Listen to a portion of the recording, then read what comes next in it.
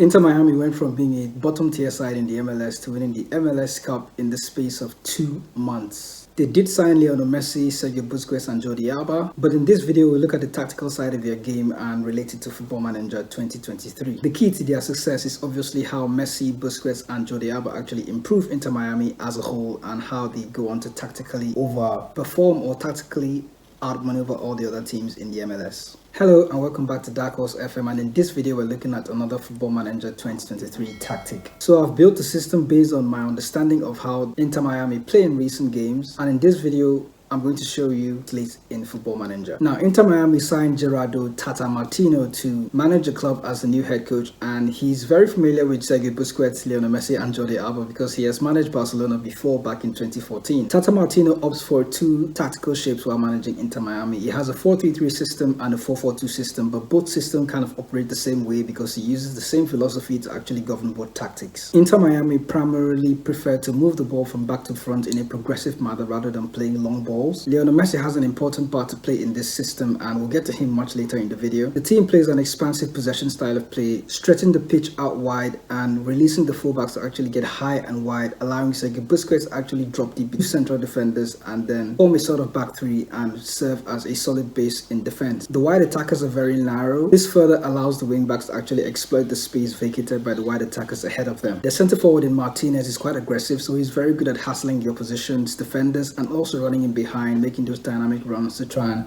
cause the opposition's defenders a lot of problems in attack. Since Messi has less defensive responsibility in this tactic, Messi and Sergio Busquets have a lot more defensive duties to perform in central midfield. They do a lot of the heavy lifting when it comes to ball recovery. But Lionel Messi operates in the same way in the 4-3-3 and the 4-4-2 system. He tends to drop a lot deeper and gets really close to Sergio Busquets and try to receive the ball from him and then carry the team forward in a progressive manner. He can do this by slick passing or just making those slick runs that is difficult to actually go on to stop him when he's on the run. He's a playmaker for the side, so basically he controls everything in midfield. He has an eye for the pass and somehow knows how to find Jordi Alba in space and even players that are overlapping from the right hand side. So I'll show you the system that I came up with on Football Manager and how it works. So from my understanding of the tactic, I did go on to create a 4-3-3 system that replicates the Tata Martino 4-3-3 TikiTaka tactic for Inter Miami, and this is the system. I did opt for a super keeper on defend duty and two ball playing defenders and then a halfback, which is the role that Sergio Busquets is going to occupy. And since Sergio Busquets is going to drop deep in between the two centre halves, they will have that freedom to actually carry the ball and move all around the field. And for some reason I did want to include the dribble more instruction for this centre halves, and to be honest you can go on to include that if you want, but normally the ball playing defender has the ability to actually carry the ball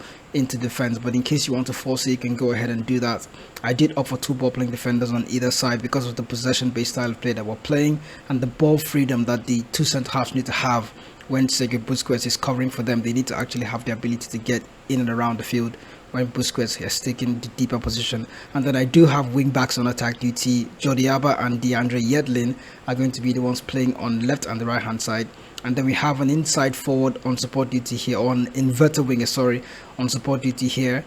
And then the Messi role, of course, is going to be an advanced playmaker on support. And I think Messi is the one player that I have that has a lot of instructions assigned to him. So if we look at the player instructions, going to the number 10 role, this is the Lionel Messi role. He has been asked to hold up the ball, run from position and then sit narrower, and I think he's the one player that has a lot of instruction. The box-to-box midfielder often would have been Kramashi, but he hasn't really played that often in there for me, and the season is still young, so we're still going throughout the season. We're able to control games and I do enjoy that. We have Martinez in the attacking role playing as a pressing forward on attack duty, and of course I have a central midfielder on support duty. And the reason why I opted for a central midfielder on support is because I don't want to use a ball-winning midfielder and a box-to-box midfielder in the same role. It's possible to actually do that, but Ayoro or Arroyo, trying to remember the other player's name that plays in this position here, his main role is just to occupy the number in central midfield, try and close down the opposition, win the possession back, also pass the ball to a more creative player like Lionel Messi. He's going to be out wide often, but he's still going to cut inside. You can see that the sit narrower instruction is selected for Lionel Messi, so he's going to also be in the number 10 role often. Ayoro is going to find a way to pass the ball to Messi, and then Messi can obviously make those dynamic runs into the box and try to find players on the overlap and create chances for the team. Now for team instruction, instructions, I don't always like to have too many because it allows me to have a lot more freedom when I'm adapting to games and then trying to make changes in game. But looking at the out of possession instruction, the only thing that I opted for is a high press and a high defensive line, and then a more often trigger press. So that's all what the team is going to be doing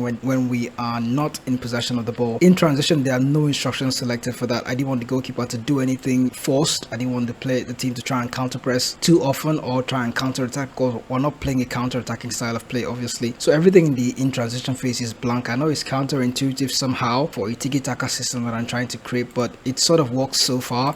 And then looking at the in possession style of play, this is probably where everything is set up for how we are going to play when we're trying to dominate games and win. Now, the attacking width is important, that it's really wide, so you can actually stretch the pitch and try to occupy as much area as you need to stop the opposition from pressing you and getting the ball back too easily. So it's easy for us to pass around the opposition when we have a very wide attacking width. Passing directness that you can see here is shorter with a slightly lower tempo as well. That's to also have a lot more control over games. We do have better players than the opposition because we have Messi, Sergio Busquets and Jordi Alba, so there's going to be a lot more control in the game. And then we can see that we've asked the team to also play out of defense, so it kind of helps us control games a lot more. The wing backs are going to be overlapping a lot, so you can have your overlap on the left and the right hand side. And then the passing to space instruction is also selected, so even though we have a lot of wide width, when players are in good positions to try and run onto the ball, we will try to play that pass and give players, particularly the wing backs, players like Jordi Alba, to actually run onto those spaces and try to latch onto those crosses.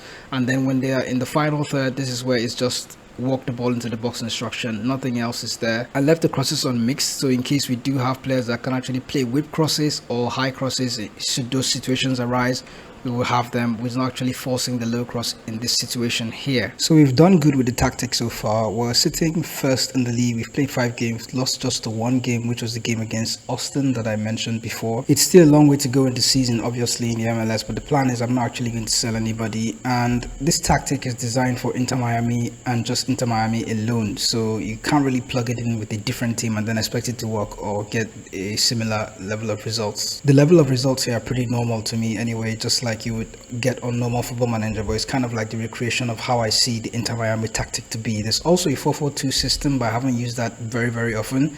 You'd see the deep line forward on support duty. This ideally is going to be Lionel Messi, and then Martinez is going to play as a pressing forward on attack. I usually find somebody else to play in this right hand role, but most of the tactic is pretty similar. Sergio Busquets will play as a deep line playmaker on support, and then we have a box to box in there. You can see that the flat back four is the same, and the sweeper keeper. The team instructions also the same with the previous 4-3-3 system, and that's kind of how I've been able to recreate the tactic. So if you did enjoy this video, do let me know in the comment section what you think about Inter Miami's tactic in the MLS, and if you'd probably be able to make your own changes to the tactic and how you would go on to build the tactic if you are going to build it on Football Manager 2023. I'll see you with more Football Manager videos like this. Thanks for watching. See you in the next video.